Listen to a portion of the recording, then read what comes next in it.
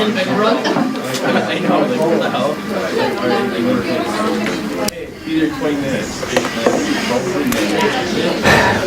Welcome to our UCL Extension Department of Business, Management, and Legal Programs video lecture series on entrepreneurship, new venture formation, and strategic business plan development.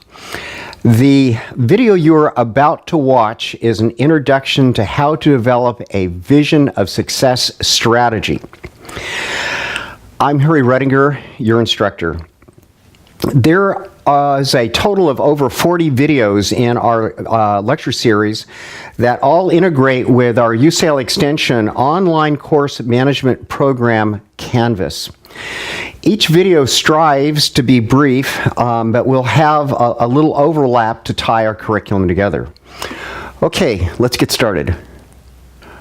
So before we jump into the subject matter, I want to give just a little background here. I'm really passionate about this particular form of strategy and subject matter because it has so much to do with how the human brain works. And it's almost magical, mystic on how it works and how effective it is. I mean, by just merely putting pictures up of you achieving objective or an organization achieving objective and putting those images where individuals and a collective group sees that image every day, several times a day, that we have a tendency to make conscious and subconscious decisions hourly, daily, weekly, monthly, until we achieve the objective. It's a very subtle but very powerful technique for organization and corporate leadership. And we're going to talk on how it works, how to develop it, and how to execute a vision of success strategy within your organization. So we have up here this diagram, which I've used in other of our strategy section videos, and this shows our overall corporate culture, our external market strategy culture, our external external management strategy, as well as our internal management strategy, and the 3 external strategies and the 3 internal strategies. And now we're going to focus in on our vision of success strategy. And it's merely taking from corporate values as corporate culture, as well as our market opportunities, identifying our market opportunities, or achieving the vision of success goal that's stated in the business plan with an image. How can we find an image that projects our mission statement? How can we find an image that shows us achieving our vision of success, or the execution of the mission statement? An image that profiles our corporate culture and how well we communicate with each other. The more we can find these images, and if all agree on it, these images actually are more effective than words in communicating these values. Symbolism is very, very powerful with us, and once these images are established, I mean, with just a glance, we know what it means. And this brings us to our next slide. A picture is worth 1,000 words, and truly. And as we're going to mention, the human brain does not use words to make decisions. It uses logic or feelings, and this also ties in with the Myers-Briggs type indicator, the dichotomy that terms are we more comfortable making decisions based on logic or making decisions based on our feelings. And pictures do well in communicating both logic and feelings, and an integration of both in some cases. So here's a little saying: a picture conveys messages that have instantaneous meaning. Entire business plans can be communicated with storyboard images alone. Just an image for our mission statement, our company history, our industry analysis, market analysis, etc. In fact, when developing our PowerPoint and our business plan, the image that we use for each section of the business plan. So I encourage, for those of you who are in a course right now on developing a business plan, for each section of the business plan, whether it's a written version or a PowerPoint version, to have an image that symbolizes that section of the business plan and to use it consistently there. It's very effective in communicating the real intent of what's going on. And so that's why I have this graph up here. So for this diagrams each section of the business plan. And so to find an image that conveys the intent and the objective of each one of those sections, and here's an example of, and I've shared in other videos, one of my recent ventures was an organization called Veggie Pack. And so the images up here of the vegetable costumes, it's a picture of me in a chef's outfit in the kitchen, the books and cooking and health and things of this sort. So we're using images here that were used to portray or symbolize each section of the business plan. So this just as examples. We want to talk a little bit about how vision boards work. And vision boards can be, in this case, an actual physical framed board that's got, 8, 10, or whatever images are necessary to convey sections of a personal life development program, goals of a business, or both.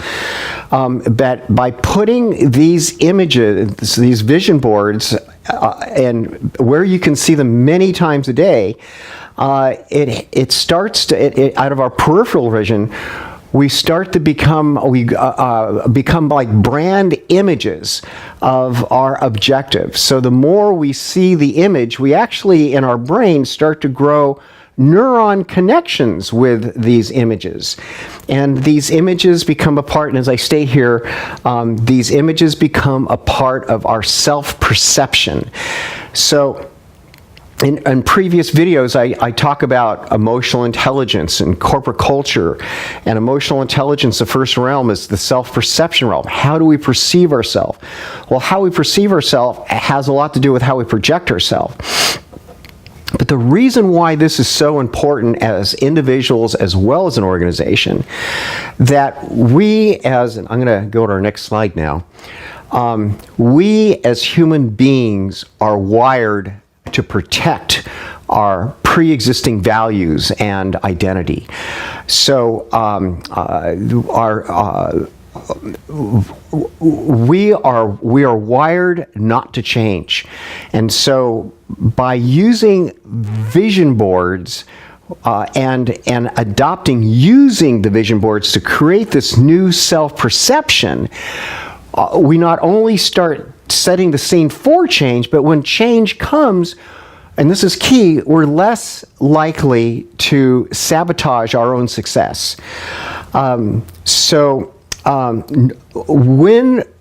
As we receive information and accept it, and I have up here, neurons within our brain form a personal identity grid. So in your brain, there's a grid of neurons that hold your values in religion, politics, education, morals, ethics. It's all represented by a grid of neurons in the part of the brain that deals with moral and ethical values and beliefs and things of this sort. And in the center of the brain, there's what's called the hypothalamus. And the hypothalamus directs traffic in the brain. The eyeballs are connected directly to it, in fact. So if the eyeballs see, a bear or a lion, and instantaneously, the hypothalamus is connected to the pituitary gland, which is a little drugstore that puts chemicals, neuropeptides, amino acids, into our nervous system.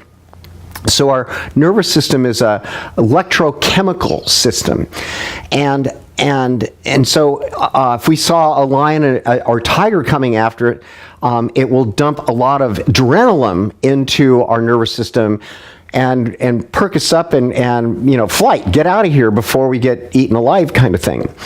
And so where neurons connect, and I'm going to fast forward here a little bit to this next one. Okay, that one right here, this one right here. So where our neurons connect, that's called a synapse. And if a synapse is really small, it's real easy to break it. It's no big deal. It's not really a hard part of our personality, our identity. But when a synapse gets large and we try to break it with a new value, be it religious or politics or lifestyle change or how we earn an income to keep a roof over our head, if we try to break that, then it starts sending a message to the hypothalamus going, help, help, a value is being threatened. And the hypothalamus then talks to the pituitary gland and triggers depression, anxiety. Help, Mr. Wizard, what the hell am I doing? What's going on? What are you trying to do to your value structure? And so we're hardwired to sabotage success or change of the norm. So by using vision boards, and I'm going to click back here a little bit, and here's just a picture of the brain and the hypothalamus and the pituitary gland. But by using, where'd it go? There we go. Okay, so by using a vision board that we see on a regular basis, and I'm going to go grab my vision board. So here's a vision board that I use. Is keep it. I have a townhome, and I keep one upstairs as well as downstairs, where I can see it on a regular basis. And so these images have a lot to do with new business strategies and objectives. And I'm starting this organization called Emotional Intelligence Yoga. No one's done anything like that. And so I have physical health and business cards for the corporate side of me, and then the personal coach stuff that I do, projecting what I believe are my most competitive resources, talents in the marketplace, the logo for Emotional Intelligence Yoga, and by seeing this on a regular basis, I build a personal identity. This is me. So by coming up with images that are you, or that symbolize the values of your organization, where everyone sees them on a regular basis, this becomes their identity of themselves. Let me set this aside. I'm back. And so it's a very, very effective way with a combination of images, before it even happens. It's almost like buying something on Amazon, and it says it's going to be there in 3 days. But you feel like, I'm the owner of this product. I don't have it yet, but I know I'm going to get it. The decision's made. It's just a matter for the UPS truck to drop a Amazon box at the front door, and I got it. So it's kind of the same concept. By establishing images of achieving success and saying, this is me, this is my identity, then we start to grow our identity grid in our head sees this, and we start behaving this way. We start thinking this way. Now, I want to do a little sidebar here. I want to go back to very early in our curriculum, the very first video, I believe, Introduction to Entrepreneurship. We talked about the the 20-80 rule, the Pietro rule. And it says that 20% of the population creates jobs for the other 80%. So needless to say, most of us are hardwired not to be an entrepreneur, to look for a job and get a paycheck. But to become a member of this society, segment of society that creates the job, that becomes the entrepreneur, which is not a normal process, we require a certain mindset.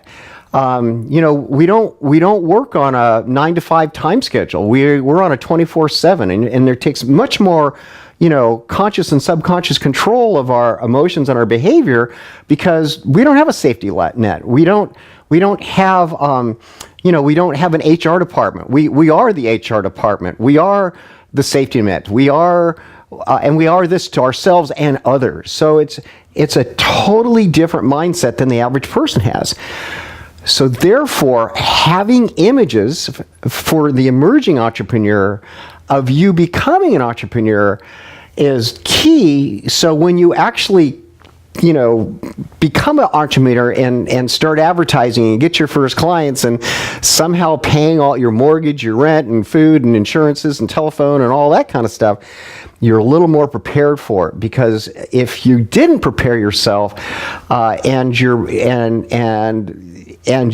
hypothalamus starts communicating to the pituitary gland, alarm, and gives you depression, anxiety, what the hell are you doing? Go back to your job, your 9-to-5 job. You'll start sabotaging your own success. So vision boards are really powerful strategy techniques to internalize your strategy, because we as individuals, as well as the staff and management of our organization, are always transforming. We're always transforming. As the business grows, then therefore our culture grows, our value systems emerge and modify by the number of people that are in the organization. So we're constantly transforming who we are to align with the current state of the organization. And these vision boards help us embrace these vision of success objectives. So when growth starts to happen, we're less likely to freak out. I hope that all makes some sense. There's lots of, there's another book, I don't have it in my presentation right now, but the book's got a funny name. There's two books, The Secret, and another book is called What the Bleep Do We Know? And between these two books, The Secret talks about the power of attraction and the use of vision boards. But the book What the Bleep Do We Know really gets into the wiring of the brain and all the neuron stuff that goes on and in terms of how we grow neurons and how all this brain chemistry works over time to create the new identity grid. Okay, the slide I have up here now just shows 90 days, and know that it takes 90 days of practicing a new behavior before that new behavior can become a lifestyle. So it's a 90-day process of practice before we're not forcing ourselves. We just do something versus remembering to do something.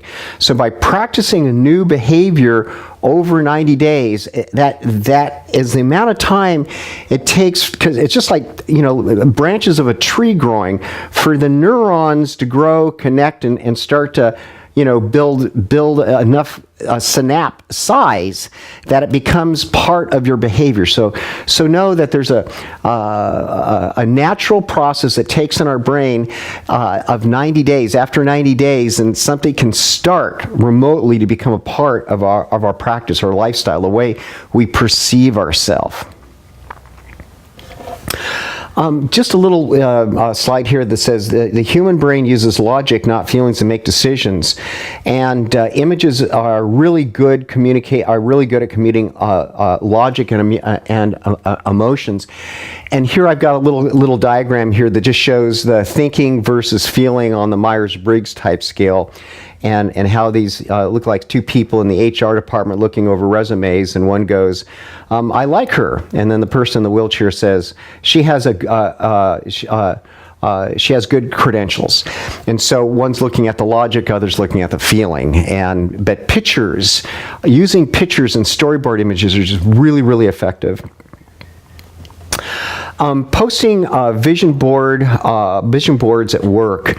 So, whether you're a one person firm or a 500 person firm, here's just some examples of imagery and corporate culture and value type things posted on the walls at work, and just how effective they are. So if you're seeing this stuff all the time, it's a very public statement of saying, these are the values we believe in. So we're going to wrap things up here. Just know that a picture says 1,000 words. I encourage you to take any kind of opportunity where an objective of the organization or a value of the organization can be translated in image, and particularly if you can get everyone participating in finding the image. So it's just not you saying this image means this. If the group collectively can come up with the image, oh my gosh, that's all so much more valuable and important, and it helps everybody think out of the box. You might find a better image that's has more serendipity to it, that sees more in it than you could ever see.